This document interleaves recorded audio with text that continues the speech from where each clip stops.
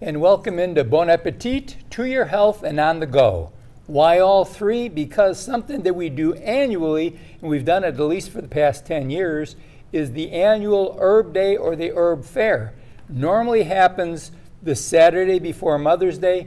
This year it's moved into mid-April. And we have a horticulturist with us, Jane McCarthy, and the Herb Day is coming up, and it's going to be the 13th of April. 13th of April. It is from 8 a.m. to 3 p.m. Okay. It is at Grace Presbyterian Church, which is 5 Bell Road.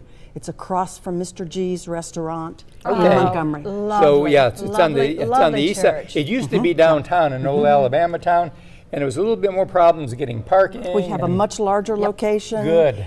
Centrally located, really and parking's a big issue. It really is. It's a great church. And during that day, when you go, first and foremost, bring your grandchildren or bring some children. Most definitely. Because there's something for them to learn, there's something for them to love. Right.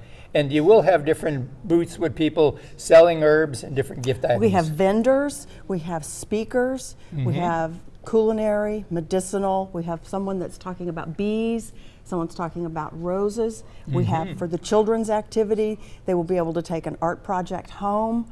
All kinds of information to promote the use, growing and using herbs. That's our goal. I just love it. It's all healthy. And pollinators, we're trying to make sure that we put plants out there that are good for our native pollinators. So good for the bees, because we would be in big trouble without bees. It's 100%. Big trouble. Yes. It's 100% right. Absolutely. So during the course of the day, it's going to start at 9 in the morning. 8 o'clock. 8 o'clock. Starts Yes. real early. Oh, dark 30. And then there's going to be music.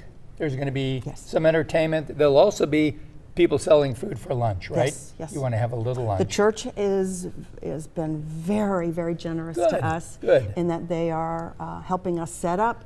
They are helping us with the vending of the food, maintaining the tents, that sort of thing. The vendors will bring their own tents. We have about 15 vendors at this point, but we're still pursuing vendors. Okay. And they will be selling herbs, plant material that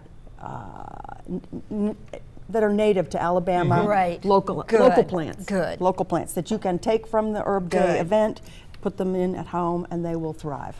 Absolutely. And of course, the nice thing about it too, there's going to be cooking demonstrations. Yes. And you can learn how to really use herbs to really make your food have a wonderful taste, and also a seasoning that's very, very good for you. Yep. It is one of those issues where we don't realize how many plants we have out there that are growing in our yards that we can use. I tend to forget them. That's right.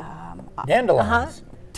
Very much so. Amen. I have an acquaintance that will go out and harvest dandelions and throw them in her smoothie every morning. That's right. They're good. That's right. They make a great salad. Now, every year we have something that gets, drumroll, the herb of the year. Yes, this year it is? It is anise hyssop. Anise hyssop. It's not a very familiar one. Okay.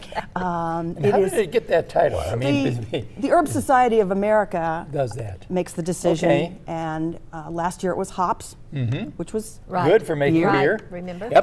But this year it's anise hyssop. Okay. And how is it used? It can be used culinary. It tastes licorice, minty. It does. Okay. Like. So it can be used that, and is it also medicinal? It is most definitely medicinal. Okay. I think it's used more medicinally than it is as a culinary additive. Good. I have a friend who turns around and uses them in her herb lozenges.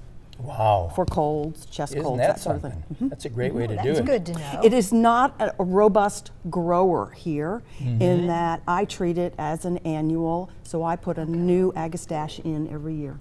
Okay, well, that's all right. Sometimes you need to start out fresh. My basil, I have to start with my basil every year. So it's worth it. So it would be native to what area of the country? It is native, actually. It goes from Ontario. It's a Midwest plains plant. Okay. So if you go into Nebraska in that area, it grows wild and self-seeds vigorously. Wow. Here it is just not as robust.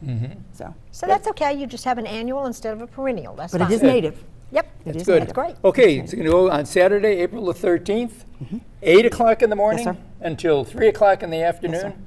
And the vendors will be out there. They're going to give you good information if you know nothing about it. Some great seminars, as always. I love the learning. And it's in a new location this year, so don't go running downtown. It's a new date also, about 3 weeks earlier than it used to be, right? Yes, sir.